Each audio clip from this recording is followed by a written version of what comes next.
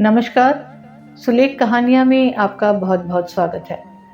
आइए सुनते हैं सुदर्शन जी की लिखी हुई कहानी हार की जीत। माँ को अपने बेटे और किसान को अपने लहलहाते खेत देखकर जो आनंद आता है, वही आनंद बाबा भारती को अपना घोड़ा देखकर आता था। भगवत भजन से जो समय बचता वो घोड़े को अर्पण हो जाता। वो घोड़ा बड़ा सुंदर था, बड़ा बलवान। उसके जोड़ का घोड़ा सारे इलाके में ना था। बाबा भारती उसे सुल्तान कहकर पुकारते, अपने हाथ से खरहरा करते, खुद दाना खिलाते और देख देख कर प्रसन्न होते थे। उन्होंने रुपया, माल, असबाब, जमीन आदि अपना सब कुछ छोड़ दिया था। यहाँ तक कि उन्हें नगर के जीवन से भी घृणा थी। अब गांव से बाहर एक छोटे से मंदिर में रहते और भगवान का भजन करते थे। मैं सुल्तान के बिना नहीं रह सकूंगा। उन्हें ऐसी भ्रांति सी हो गई थी। वे उसकी चाल पर लट्टू थे। कहते ऐसा चलता है जैसे मोर घटा को देखकर नाच रहा हो। जब तक संध्या समय सुल्तान पर चढ़कर 8-10 मील का चक्कर न लगा लेते, उन्हें चैन न आता। खड़क सिंह उस इलाके का प्रसिद्ध डाकू था। लोग उसका नाम सुनकर कांपते थे। होते होते सुल्तान की कीर्ति उसके कानों तक भी पहुंची। उसका हृदय उसे देखने के लिए अधीर हो उठा। वो एक दिन दोपहर के समय बाबा भारती के पास पहुंचा और नमस्कार करके बैठ गया। बाबा भारती ने पूछा, खड़क सिंह क्या हाल है? खड़क सिंह ने सर झुकाकर उत्तर दिया, आपकी दया है। कहो इधर कैसे आ गए? सुल्तान की चाह खींच लाई। विचित्र जानवर है, देखोगे तो प्रसन्न हो जाओगे। मैंने भी बड़ी प्रशंसा सुनी है। उसकी चाल तुम्हारा मन मोह लेगी। कहते हैं देखने में भी बहुत सुंदर है। क्या कहना, जो उसे एक बार देख लेता है उसके हृदय पर उसकी छवि अंकित हो जाती है। बहुत दिनों से अभिलाषा थी, आज उपस्थित हो सका हूँ। बाबा भारती और खड़क सिंह अस्तबल में पहुंचे। बाबा ने घोड़ा दिखाया घमंड से। खड़क सिंह ने देखा आश्चर्य से। उसने सैकड़ों घोड़े देखे थे, परंतु ऐसा बांका घोड़ा उसकी आंखों से कभी ना गुजरा था। सोचने लगा, भाग्य की बात है, ऐसा घोड़ा खड़क सिंह के पास होना चाहिए था। इस साधु को ऐसी चीजों से क्या लाभ? कुछ देर तक आश्चर्य से चुपचाप खड़ा रहा। इसके पश्चात उसके हृदय में हलचल होने लगी। बालकों की सी अधीरता से बोला, परंतु बाबा जी, इसकी चाल ना देखी तो क्या? दूसरे के मुख से प्रशंसा सुनने के लिए उनका हृदय अधीर हो गया। घोड़े को खोलकर बाहर गए। घोड़ा वायु वेग से उड़ने लगा। उसकी चाल को देखकर खड़क सिंह के हृदय पर सांप लौट गया। वो डाकू था और जो वस्तु उसे पसंद आ जाए उस पर वो अपना अधिकार समझता था। उसके पास बाहुबल था और आदमी भी। जाते जाते उसने कहा, बाबा जी, मैं ये घोड़ा आपके पास न रहने दूंगा। बाबा भारती डर गए। अब उन्हें रात को नींद न आती। सारी रात अस्तबल की रखवाली में कटने लगी। प्रति क्षण खड़क सिंह का भय लगा रहता, परंतु कई मास बीत गए और वो ना आया। यहाँ तक कि बाबा भारती कुछ असावधान हो गए और इस भय को स्वप्न के भय की तरह मिथ्या समझने लगे। संध्या का समय था। बाबा भारती सुल्तान की पीठ पर सवार होकर घूमने जा रहे थे। इस समय उनकी आंखों में चमक थी, मुख पर प्रसन्नता। कभी घोड़े के शरीर को देखते, कभी उसके रंग को, और मन में फूले न समाते थे। सहसा एक ओर से आवाज आई, ओ बाबा, इस कंगले की सुनते जाना। आवाज में करुणा थी। बाबा ने घोड़े को रोक लिया।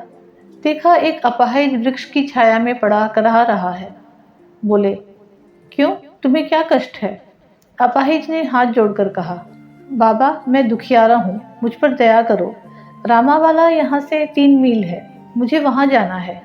घोड़े पर चढ़ा लो, परमात्मा भला करेगा। वहां तुम्हारा कौन है? दुर्गादत्त वैद्य का नाम आपने सुना होगा। मैं उनका सौतेला भाई हूँ। बाबा भारती ने घोड़े से उतरकर अपाहिज को घोड़े पर सवार किया और स्वयं उसकी लगाम पकड़कर धीरे धीरे चलने लगे। सहसा उन्हें एक झटका सा लगा और लगाम हाथ से छूट गई। उनके आश्चर्य का ठिकाना ना रहा जब उन्होंने देखा कि अपाहिज घोड़े की पीठ पर तनकर बैठा है और घोड़े को दौड़ाए लिए जा रहा है। उनके मुख से भय, विस्मय और निराशा से मिली हुई चीख निकल गई। वो अपाहिज डाकू खड़क सिंह था।